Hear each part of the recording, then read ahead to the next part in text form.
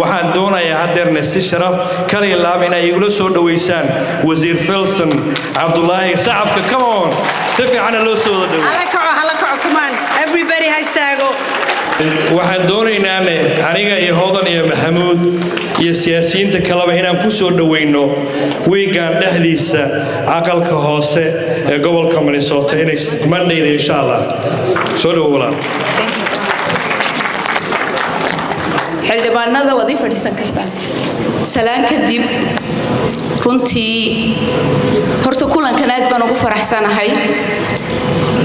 in badanna waan isa sugaynay reer Minnesota inaanu is aragno isla kulanno saad ii soo dhaweyseen ilaa airportka ka bilow ilaa maanta halkan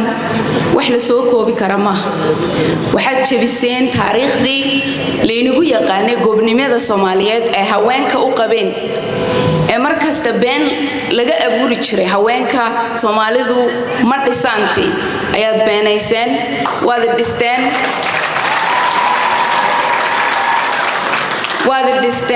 waad sharafteen waad ciisayseen anoo gabadhiiniya shalay korbaan eegay maanta korbaan si eegay Allah in sharfo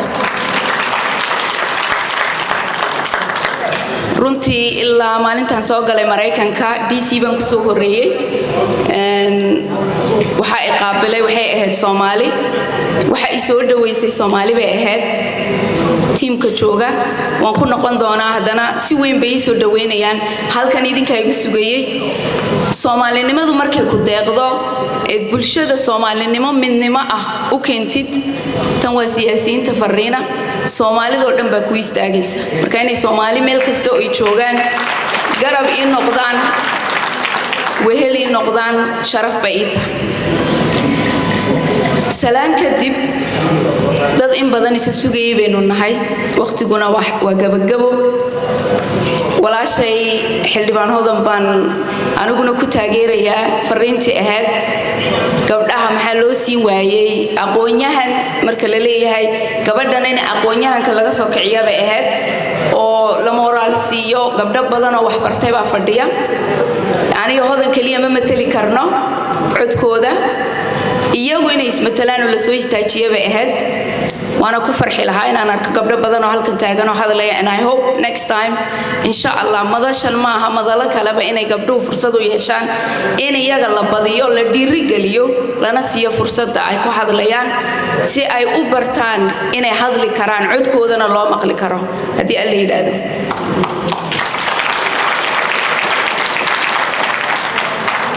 إن بدن واحد سويدين إنسان Filson wasiir hore ahayd maanta Mareykanka ka sugan tahay annaga inoo timid waana ku faraxsanahay runtii martiqaadka ballaaran ee la fidiyay inaan inagu imaado Minnesota muhiimadan Mareykanka u imid waxay ahayd in aan kulamo kala duwan la yeesho dawladda Mareykanka iyo ururada Mareykanka kala duwan taasoo martiqaad ka helay oo ah inaan ka tashano dalka Ethiopia marxaladda ay ku sugan tahay maanta anoo matalaya kolna haweenka kolna dulmanayaasha dhamaantoodba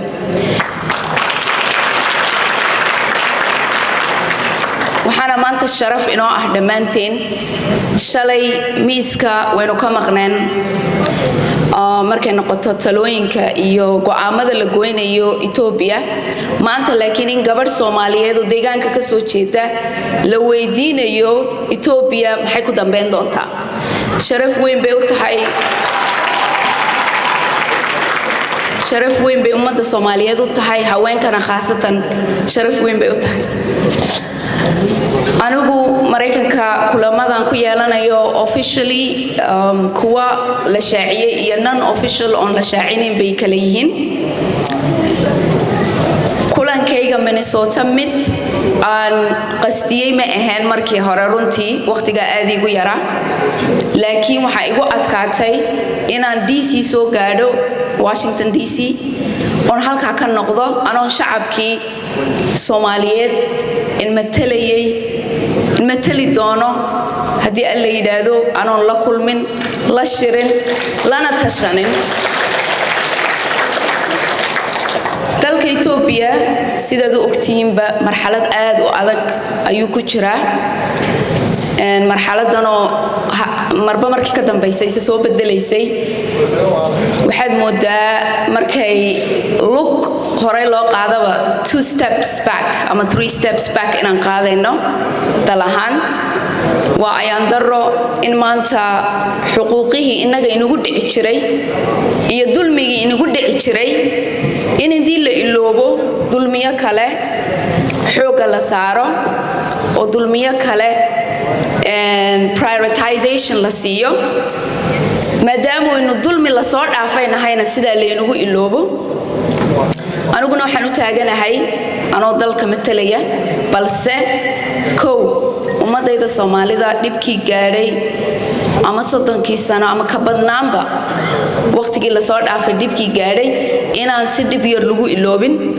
dalka transitional justice-ka la bilaabi rabo ama accountability-ga iman doona inay Soomaalidu koow ka noqoto xasuuq wadareedkii ka dhacay kulligiinba waad ogtihiin inaan si dib yar lagu iloobin taasoon leeyahay ma aha xasuuqii ka dhacay gobolada kale ama hadda ka dhacayaba mudnaan male maaha laakiin anigu gabadh Soomaaliyeed baan ahay markaan istaagayo danqanayo aan ummadoo dhan u danqado ta Soomaalidu way igu weyn tahay laakiin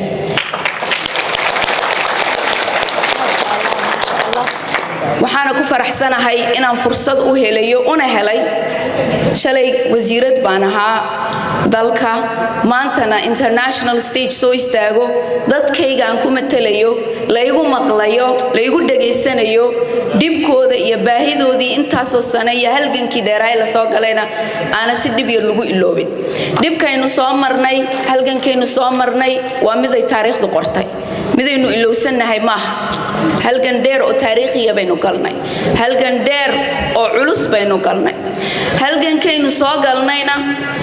midaynu ku iloobayno maadaama aynu hubkii dhignay maaha qalinkaynu qaadanayna siyaasadda Itoobiya iyo tamaanta joogta isku mid maaha tii gabada layni dhahayay waa meesha waa Itoobiya gabada maaha haddaad gabato adaa miiska ka maqan haddaad diiratana adaa miiska ka muuqanaya marka dadkayga waxaan leeyahay shalay iyo maanta isku mid ma nihin shalay meynaan muuqan maanta waynu muuqanaa anoo midhan baa soo istaagay mana ka baryeen xuquuqdeena waan u mudannahay xaqna waan u leenahay cidna ma dulmayno xaqeena ayaan weydiisanaynaa xaqeena ah hooyada Soomaaliyeed ee dulman ee bilaa biyaha abaar xun baa jirta ilmaha Soomaaliyeed ee bilaa aqoonta bilaa waxbarashada dhalinyarada bilaa shaqada dhammaanteen bulshadeena dayacan inay helaan xaqooda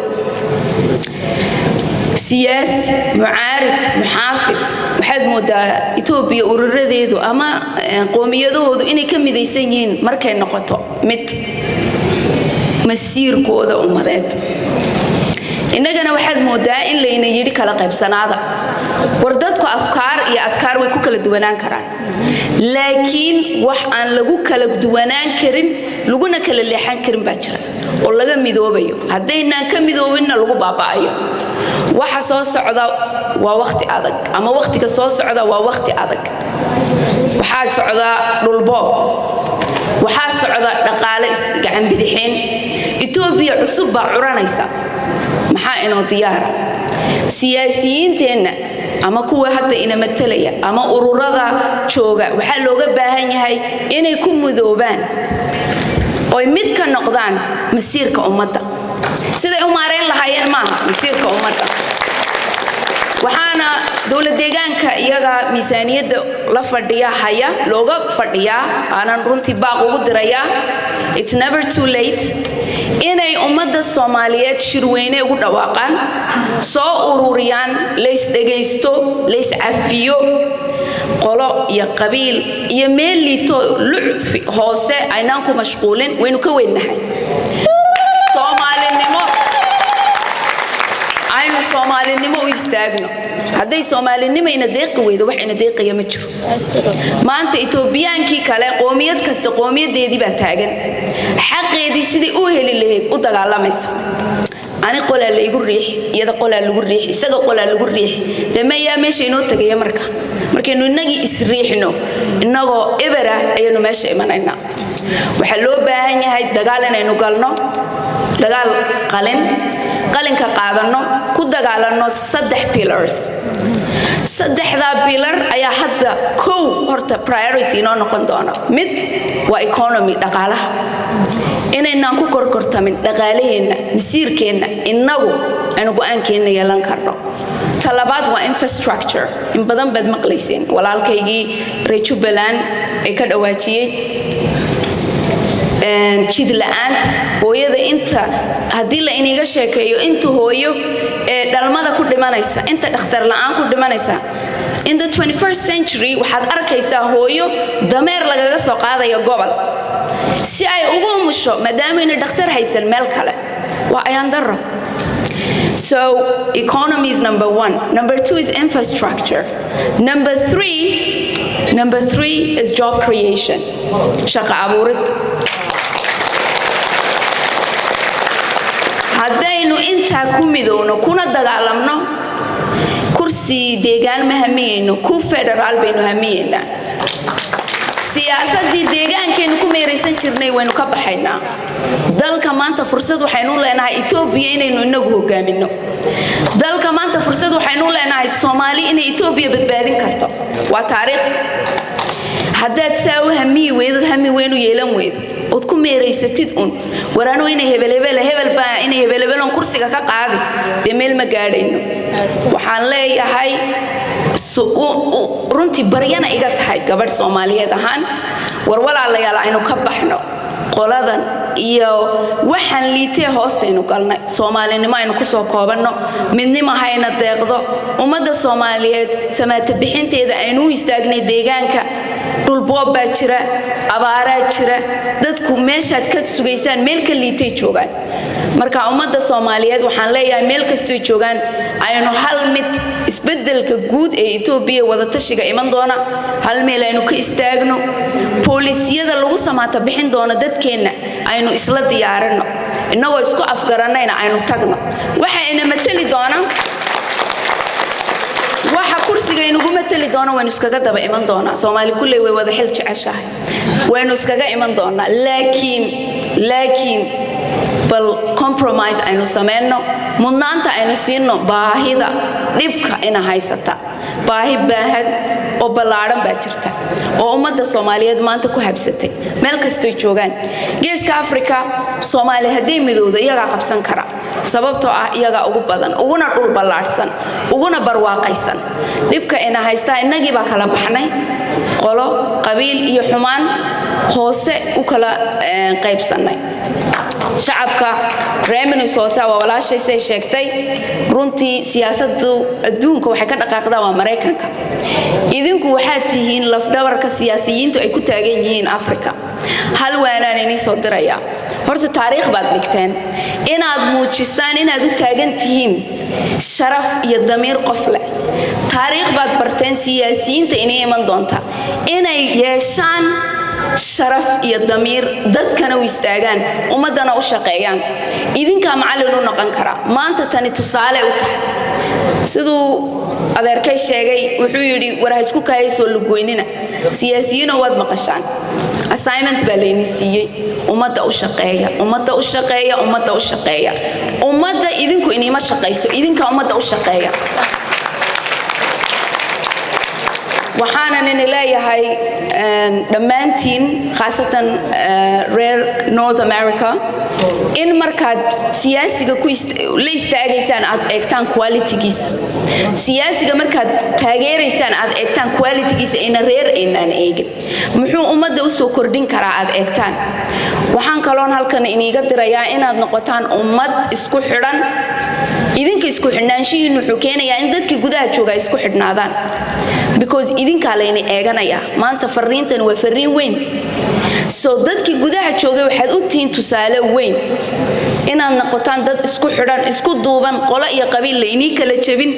midnimadiinu ay taagan tahay maasha allah wadankaad timaadeen idinkoo dhul meel kastay Soomaali ka imanaysa shanta Soomaaliba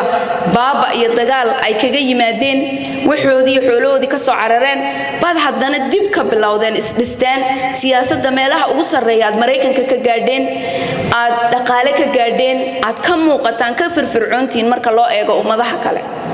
maxaa inoo diidaynaynaa marka gacanteena iyo cududeena isku keena awoodeennaba culus marka waxaan leeyahay fadlan idinku waad dhisi kartaan idinku waad bedeli kartaan caawa taariikh baad dhigteen taariikhda mid joogta ha noqoto taariikhda mid adduunka lagu qoro ha noqoto si ay tusaale ugu noqoto siyaasi kaste oo Soomaaliyeed inuu dabeecadiisa caad quursashada amaba cadka loo soo tuurayo qaadanayo raba halkan inaan tacsi tiraanyale uga diro walaashay xildhibaan Juweeriya Sucbis ummadii ay ka baxday Soomaaliyeed walaasheed ehelkeedii oo dhan ilaahay samir iyo iimaan ha ka siiyo nabar xanuun kulul buu ahaayo inagu wada dhacay taasoo kale oo badan inay nagu dhicin waa inaynu ka istaagno cadaaladna hesho gabadh bay ahayd sharaf bay naga mudneed cadaalad hesho ayaan u taaganahay hadalka inaguma soo badinay waan jeclaan lahaa caawa dhan inaan taagnaado inay khudbadeeyo laakiin waa xilli dambe fanaaniintii sharafta lahaa bayna sugaya oo inagu macsalaameynaysohooda idinkuna aad baad u mahadsantihiin allah hayna sharfo assalaamu calaykum waraxmatullaahi wabarakaatuh